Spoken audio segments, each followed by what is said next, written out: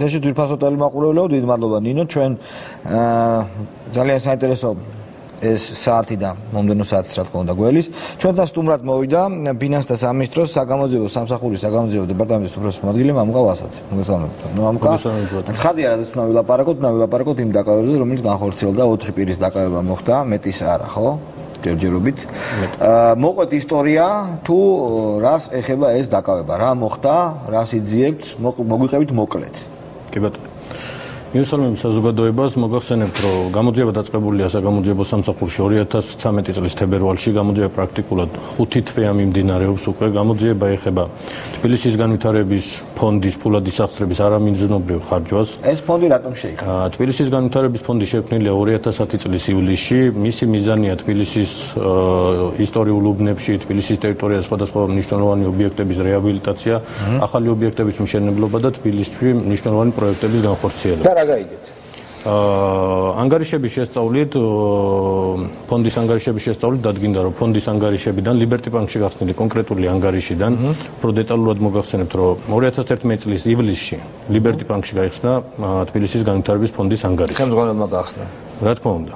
ამ ანგარიშზე აკუმულირებული იქნა თბილისის მერიიდან 60 მილიონი ლარი. 60 მილიონი გადარიცხული. ნაწილ-ნაწილ თუ ერთბაში? ნაწილ-ნაწილ გადარიცხული იქნა 60 მილიონი ლარი. უკაცრავად, როცა მერია რიცხავს ფონდში, რამე კონტრაქტი უნდა იყოს თუ შეუძლია ისე გადარიცხოს? მერია არის დამფუძნებელი ფონდის და როგორც სადამფუძნებლო შენატანი ან ფინანსური დახმარება. გასაგები.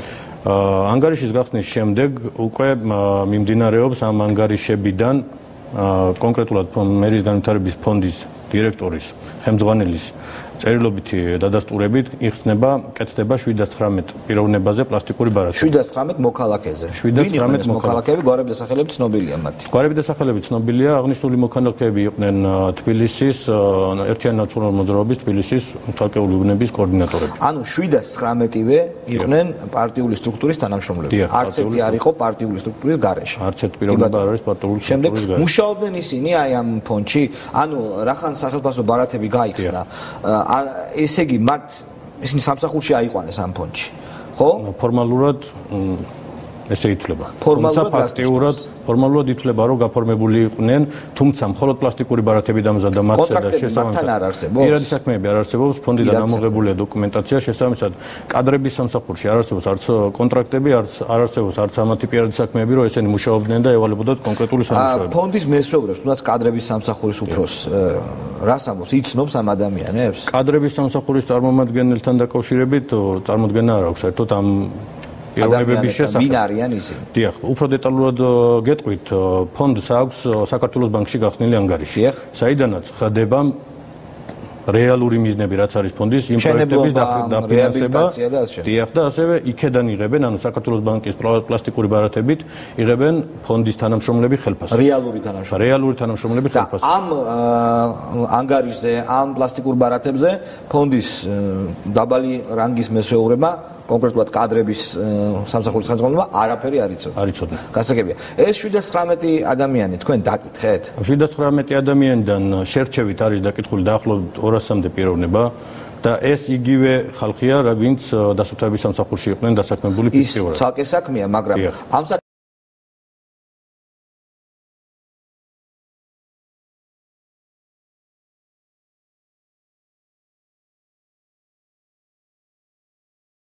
საქმეზე კითხეთ, რომ აი თქვენ ერთი და იგივე თანამდებობა აქვს, ყველა იყვნენ შენობების კვლევის სპეციალისტებად გაფორმებულები. გასაგებია. და როცა მათ კითხავდით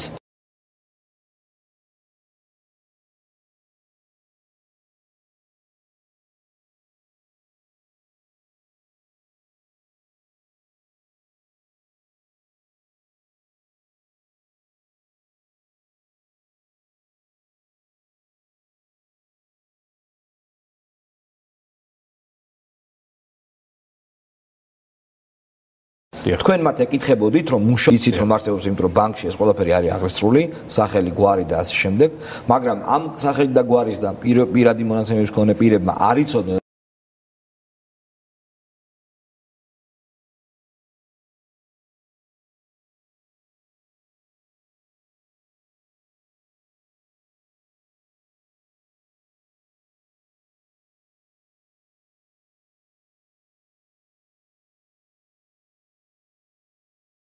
რომ მაგარიში იქიდან რაღაც ენთანხა მცირედი ალბათ ძალიან დიდი არა აიღეს და თურმე სხვა ანგარიშზე ერიცხებოდა ათასობით ლარი. იქიდან აქვს სესხი აღებული, თუმცა სესხის აღების დროს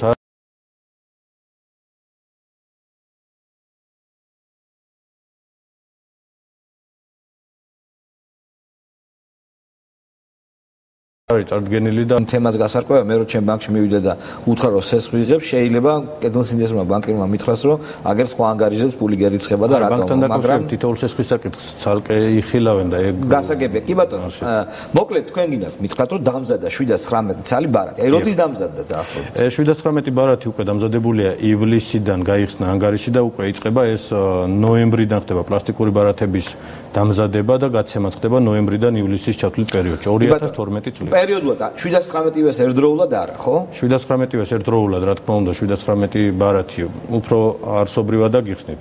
719 ბარათი დამზადდა, ეს 719 ბარათი რა თქმა უნდა, არც ერთ პირს ამ ბარათის რეალურ მფლობელს არ გადაეცა. უდულად უნდა ყოფილიყვნენ.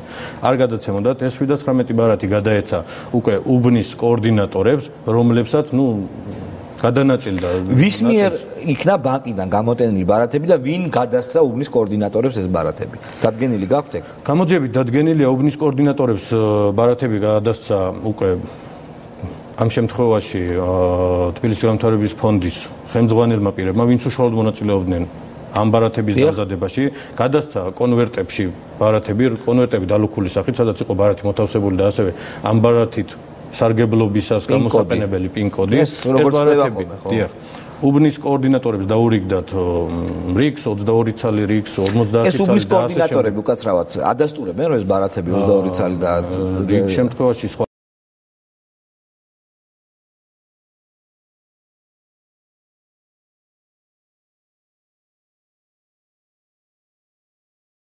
გამოსავალი ამ პლასტიკური ბარათებიდან თანხების განაღდება ხდება ბანკომატების ძალიან კარგი აი ამაზეც მინდა გკითხოთ მოკლედ თქვენ დაადგინეთ რომ ეს 719 ბარათი წავიდა კოორდინატორებთან და ერთ კოორდინატორთან ამოხდა 20 ცალი სხვაგან ასე შემდეგ ეს დადგენილი გაქვთ შემდეგ ამ ბარათებზე სისტემატურად ხელფასის სახით ირიცხება ფული ყოველთვიურად კი ბატონო იქ ბანკში ოფიციალურად მონაცემები ხო ამოიღეთ ალბათ ნახეთ რომ აი ლიბერტი ბანკში აი ამ ბარათიდან ამ დროს და ამ დროს ამ პიროვნებამ რომელსაც ეკუთვნის ეს ბარათი გაანაღდა ფული. წახვედით, აიღეთ კანონის ძალით სასამართლოთი ჩანაწერი და რა ნახეთ იმ ჩანაწერებში? ჩანაწერში აღმოჩნდა სულ სხვა პიროვნებები. ვიდეო ჩანაწერი, რა თქმა უნდა. მოსამართლის განჩინების საფუძველზე ამოღებულია ყველა თითოეული ტრანზაქციიდან გამომდინარე პლასტიკურ ბარათზე თანხის დარიცხვის შემდგომ პლასტიკური ბარათებიდან რომელი ბანკომატიდან მოხდა განაღდება თანხების. აი მაგალითად მოქალაქე ვინმე ჯამჭურჭელაშვილს რომელიც იყო გაფორმებული ჩაერიცხა 1500 ლარი და ხედავთ იქ ბანკის ამონაწერიდან რომ მოკალათე ჯამჭურჭელაშვილმა გაიტანა რომელიღაც ტერიტორიაზე ლიბერტი ბანკის ბანკომატიდან ეს თანხა რომელიღაც რიცხვში მიდიხართ სასამართლოში იღებთ ნებართვას მოსამართლის და ლიბერტი ბანკს თხოვთ რომ აი ამ დროს აი ამ დაფიქსირებულ დროს ვინ გაიტანა ფული იმის ჩანაწერი მომეცითო გაძლევთ ჩანაწერს უყურებთ ჩანაწერს და მოქალაქე ჯამჭურშელაშვილს კი არ გამოაქვს არამედ გამოაქვს ვინმე ხელმძღვანელს დაახლოებით რამდენი პირი იყო ეს დაახლოებით 30-მდე პირს გამოაქვს თანხები 719 ბარათი 719 ბარათიდან დაახლოებით 30-მდე პირს გამოაქვს კი ბატონო და ეს რამდენი ხნის განმავლობაში ხდებოდა ეგ ხდებოდა 8 თვის განმავლობაში 2012 წლის ივლისი და 2012 წლის ნოემბრიდან ივლისის ჩათვლით. ანუ ამდენი ხნის განმავლობაში 30-მა მოქალაქემ 30-მა ადამიანმა 719 ბარათიდან გაიტანა რამდენი ფული? 719 ბარათიდან გატანილია 13 მილიონი ლარი. 13 მილიონი ლარი. ამ 30-ვეზე თქვენ გაქვთ ჩანაწერები და ეს 30-ვე პირი ჩანს ჩანაწერში როგორ გამოაქვს ამ 30 პირს რამოდენიმე ბარათით ფული და ეს ამონაწერებიც გაქვთ. ამონაწერებიც გვაქვს ვიდეო ჩანაწერები დაახლოებით 500-ზე მეტი ბანკომატის ვიდეო ჩანაწერი გვაქვს, რომლის იდენტიფიცირებაც მოხდენილია. ამ 500-ზე მეტი ისე მე არ მინდა საზოგადოებამ ისე გაიგოს, რომ თითქოს 13 მილიონი ერთდროულად თქვა ან 13 ან თქვა თუნდაც 30 კაცმა ერთ დღეს გაიტანა. ეს ხდებოდა 8 თვის განმავლობაში ყოველთვიურად ამ 719 პიროვნებაზე ირიცხებოდა ხელფასის სახით 1200 1200-დან 7000 ლარამდე თითოეულ პირზე. ამ ბარათებით სარგებლობდნენ სხვა პირები, რომელსაც ერთ პირს შეეძლო ესარგებლა n რაოდენობის ბარათით ერთ ბანკომატში, სანამ ბანკომატში თანხა სრულად არ მოიწურებოდა. ამის შეზღუდვა არ არსებობს. შესაბამისად მიდიოდა კონკრეტული პირი 30 პირიდან სიტყვაზე ერთ-ერთი, თქვა მამუკა ვასოძე მიდიოდა, იღებდა ამ პლასტიკური ბარათით კონკრეტული ბანკომატიდან თანხას ერთი პლასტიკური ბარათით, მე სარგებლობდა მეორე პლასტიკური ბარათით, მე მესამე პლასტიკური ბარათით და ასე შემდეგ. შეეძლო რომ გამოიტანა 20 დაც. ის თანხა რაც მათ ხელბაზე ჩაერიცხათ. 1000, 2000 3000 დაჭრენ. სხვა ადამიანების პლასტიკური ბარათიდან მოქალაქეები, პირები ფულს გაქვთ საბანკო ამონაწერები, გაქვთ ჩარიცხვის დოკუმენტები, ფონდის ბუღალტერია რიცხავდა ამ ყველაფერს. მერეიდან ირიცხებოდა თანხები ფონდში და ფონდი რიცხავდა ხელფასს. ხელმძღვანელის განკარგულებით ხდებოდა სახელმწიფო ანგარიშზე გადატანა. და პლასტიკურ ბარათს. ხო, გასაგებია. ეს მნიშვნელოვანი მტკიცებულებებია. ალბათ სასამართლო ამ მტკიცებულებების მნიშვნელობას შეაფასებს და ნახავთ რას დაკითხული ყავთ ის შერჩევით ალბათ 200 ადამიანი, რომელიც იძახის რომ მე არანაირი შეხება არ მქონია ამ ფონდთან და პლასტიკური ბარათი თვალითაც არ მინახავს, რომ ესეთ ჩვენებას იძლევიან. უფრო მეცაც გეტყვით ბუღალტრული აღრიცხვა ამ 719 პირზე ბუღალტრული აღრიცხვაც არ წარმოებდა და შესაბამისად ბუღალტერმაც არ იცოდა დასაქმებული რომ ყავდა 719 ადამიანი. ამის შესახებ ბუღალტერიაც არ იყო ინფორმირებული. ეს ხდებოდა ფონდის რეალური ბუღალტერიისაგან, რეალური საქმიანობისაგან და სხვა ბუღალტერი ყავდა? სხვა ბუღალტერი არ ყავდა, ამას ბუღალტერი არ ჭირდებოდა. დამზადდა პლასტიკური ბარათები ხელმძღვანელის გადარიცხავს ხო დირექტორის განკარგულება ჭირდება? რა თქმა უნდა, დირექტორი გადარიცხავს მარტივად. მივა ბანკში და გადარიცხავს. ამ ანგარის ბუღალტერია საერთოდ არ საკონტროლებდა ალბათ, ხო? ბუღალტერია არ საკონტროლებდა. არა, გასაგებია რომ ამ თანხიდან მე საშემოსავლო იხდებოდა და რაღაც არა, დეკლარირებული არ არის ეს თანხები. როგორ რას ნიშნავს? ანუ ეს იმას საშემოსავლო არ არის გადახდილი? საშემოსავლოში არ ჩანს ეს თანხები. ანუ ხელფასად რო გადარიცხა, არ ჩანს. საშემოსავლო არ გაუშვა? არ გაუშვა. ანუ ესეც არ იცოდა ბუღალტერია ვერც გაუშვებდა ფიზიკურად. ანუ დირექტორი მივიდა და უთხრა რომ გადარიცხე ამ ანგარიშზე და საშემოსავლო. დირექტორს თვითონაც შეეძლო გადარიცხვა. რა თქმა უნდა, ვიცი, დირექტორს შეუძლია ბანკში მივიდეს და გადარიცხოს. ანუ მარტივად რო აქვს საზოგადოებისთვისაც გასაგები რო იყოს. არსებობს ფონდი, შავი ანგარიში იყო, ხო? შავს ვერ დავარქვენ, ლეგალური ანგარიშია, თუმცა თანხები მოძრაობდა შავი მიმართულებით. არა, მე რამიდან ციგითხრათ ბუღალტერიაში მეტნაკლებად გარკვეული ადამიანმა იცის რომ როცა ხელფასზე ურიცხავ ადამიანს ფულს, იმის 20% უნდა გადარიცხო ეგრევე საშემოსავლო. არ ირიცხებოდა ეს? არ ირიცხებოდა, უფრო მეტსაც გეტყვით. უფრო საზოგადოებისათვის გასაგები რო იყოს. არსებობს ფონდი, რომელიც არის მერიის დაფუძნებული, ფონდს აქვს კონკრეტული თავისი საქმიანობა, რაც უკვე ვახსენე. ამ საქმიანობისთვის ფონდს გახსნილი აქვს სხვადასხვა ანგარიში, მათ შორის გახსნილი აქვს საქართველოს ბანკის ანგარიში, საიდანაც ირიცხება კონკრეტული პროექტების რეაბილიტაციაზე, სამშენებლო თემებზე, საიდანაც ირიცხება ფონდის თანამშრომლების ხელფასები. ამის გარდა, ფონდმა 2011 წლის ივლისში უკვე შექმნა ლიბერტი ბანკში ანგარიში, სადაც ირიცხება ასევე მერიიდან თანხები 60 მილიონი ლარი.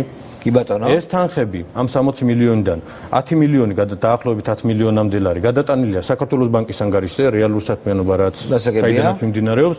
დანარჩენი 50 მილიონი ლარი არის სამ ფაქტად, ანუ სამ კაზუსად ჩაშლილი. ერთ ფაქტზე მოვჭიდ, ახლა მეორე ფაქტზე გადავიდეთ. მეორე ფაქტს რაც შეეხება ამავე ანგარიშიდან ხელმძღვანელის იურიდიულად ამონაწერების მიხედვით რაც ჩანს.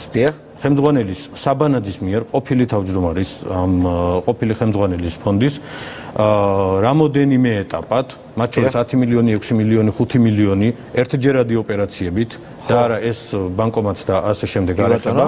საქმე ანგარიშო სხვადასხვა მიზნებისათვის. იქ ხო ბანკში უნდა მიუთითო რა მიზნებისთვის. დიახ, ანუ მითითებული არის აი რა არის მითითებული ბანკში ფულის გადანაზია, დეპოზიტარული მაყურებელი ოპერაკე ქეშის გადანაზია. ანუ მე ანგარიშზე მაგ ქეში და ანგარიშიდან გამომაქვს ეს ქეში და ოღონდ ბანკი მთხოვს რომ მითითებული იყოს მიზანი, დანიშნულება. აი, რიგ შემთხვევაში 10 მილიონიანზე მითითებულია სხვადასხვა გაცემა გიორგი საბანაძეს ჩეკის საშუალებით. თვითონ არის ხელმძღვანელი გააქვს. მითითებულია ასევე სხვადასხვა მითითებული ანგარიშიდან სხვადასხვა ხარჯებისათვის და ასე შემდეგ. ამის ხარჯვის დოკუმენტაცია სხვადასხვა ხარჯებისთვის. და ეს მე ბუღალტერიაში არც ბალანსში არ არის ასახული, არც დეკლარაციაში არ არის ასახული, არც სადაც ჩანს. უფრო მეც გეტყვით. აღნიშნული თანხები როდის ხდება უკაცრავად? ეგ ხდება 2012 წლის აპრილი, ბოდიში, 2012 წლის ივნისი, ივლისი კეშის გატანა, ხო? სექტემბერი. ხო, მაგრამ გაწერილიც არ არის, ანუ აი დეკლარაციაში არ მოხდა, ბრუნვაში არ მოხდა, დოკუმენტაციაში არ მოხდა. ერთ მოხდებოდა უფრო დეტალურად დაგიხსნით. მიდის გიორგი საბანაძე მერის ერთ-ერთ ხელმძღვანელთან ერთად, ესეც დადგენილია, შედიან დაცულ ოთახში, რა თქმა უნდა, ბანკში შედიან.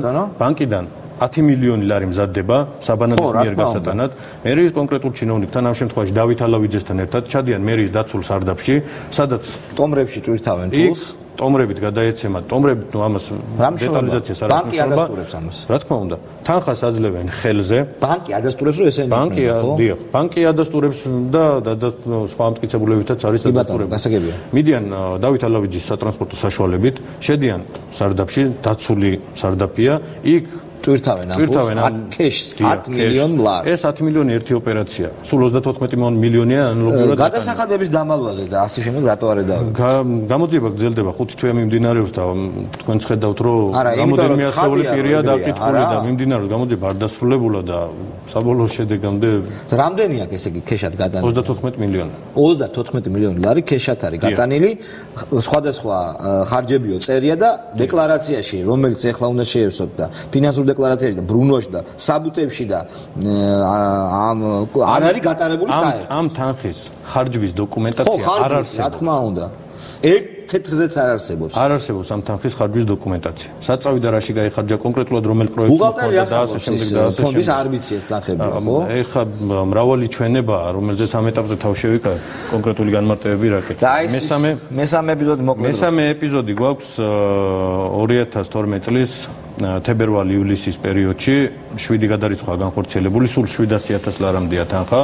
თანხები გადარიცხულია შეპესე City Events-ზე და შეპესე Party House-ზე. დაკითხეთ ამ შეპესების. დაკითხულია, მრავალი პირია დაკითხული და რა სამოძებს მენეჯერები რატომ მოგცაო ფული? თანხა გადარიცხულია კონკრეტული პარტიული შეხვედრების ორგანიზების დროს ფურშეტების მოწყობის. ანუ ფონდთან ამ ფურშეტებს არანაირი კავშირი არ აქვს. ნაცმოძრაობის წევრებისთვის არის არ არის გამიზნული ხარჯი, ეს არის ფონდს აქვს თავისი მიზნები, ფონდს აქვს თავისი მიმართულება, ფონდის მიზანი არ არის რომელი პოლიტიკური ძალის ფურშეტის მოწყობა. რა თქმა უნდა, არ არის არც ფურშეტის მოწყობა, არ არის არც ამ შემთხვევაში პლასტიკური ბარათების დამზადების სხვადასხვა ღონისძიებების დაფინანსება, ფონდს აქვს თავისი საქმიანობა, უნდა წარმოქმნას ქალაქის. მხოლოდ ამ და როგორ მოემსახურა ნაცმოძრაობის ფურშეტი ქალაქის რეაბილიტაციას, ამას დაადგენს გამოძიება. დიდი მადლობა. ჩვენი გადაცემის სტუმარი არის ბატონი მამუკოვასაძე, იგი გახლავთ ფინანსთა სამინისტროს საგამოძიებო სამსახურის საგამოძიებო დეპარტამენტის უფროსის მოადგილე. დიდი მადლობა იმისთვის, რომ მოხვედით და ჩვენ ერთ რამეს ვიტყვი, საუბარია იმაზე, რომ თქვენი სამსახურის წევრებმა აყვანისას დაარღვიეთ დაკავებულთა უფლებები. მეც ვიტყვი, თუ ეს მოხდა, მე ვთხოვ პროკურატურას, რომ გამოიძიოს ეს ყოველივე და თუ დამნაშავეები იქნა დასაჯონისინი, მე მგონი თქვენსთან ახმახართ თანამშრომლობისთვის და გახსნილი ხართ ამ კუთხით. მაგ საკითხთან დაკავშირებით კომენტარს მოკლეს გავაკეთებ ძალიან, რომ არანაირი კანონი არ დარღვეულა შესაბამისად. გუშინდელი ფაქტი შესაძლოა გამომდინარეობდეს იქედან, რომ გუშინ დაკითხული პირებს წარედგინათ კონკრეტული ვიდეო ჩანაწერები ბანკომატებიდან ამოღებული, რამაც ნათელი გახადა, დიახ, რაზეც უკვე ვისაუბრე, რამაც ნათელი გახადა, რომ ჩვენ კონკრეტულ კვალზე გასული ვიყავით, კონკრეტული მტკიცებულებები იკრიბებოდა ამ მიმართულებით და ფაქტობრივად გამოძიებამ თვალნათელი გახადა ის ფაქტები, რაც ჩადენილი ჰქონდათ კონკრეტულ პირებს. ამ საკითხთან დაკავშირებით უკვე რაღაც სხვა ელფერი შესწინეს, მე ესე ვიტყოდ ჩემი აზრით, ელფერი პასუხისმგებლობის თავიდან აცილების მიზნით. პროკურატურა შეტანილია საჩივარი და პროკურატურა ალბათ გაარკვევს ყველაფერს როგორც არის. მე ამიტომ მგონია, რომ ეს ყველაფერი დარეგულირდება. დიდი მადლობა. ჩვენ შესვენების შემდეგ ძალიან საინტერესო სტუმარი გვეყოლება.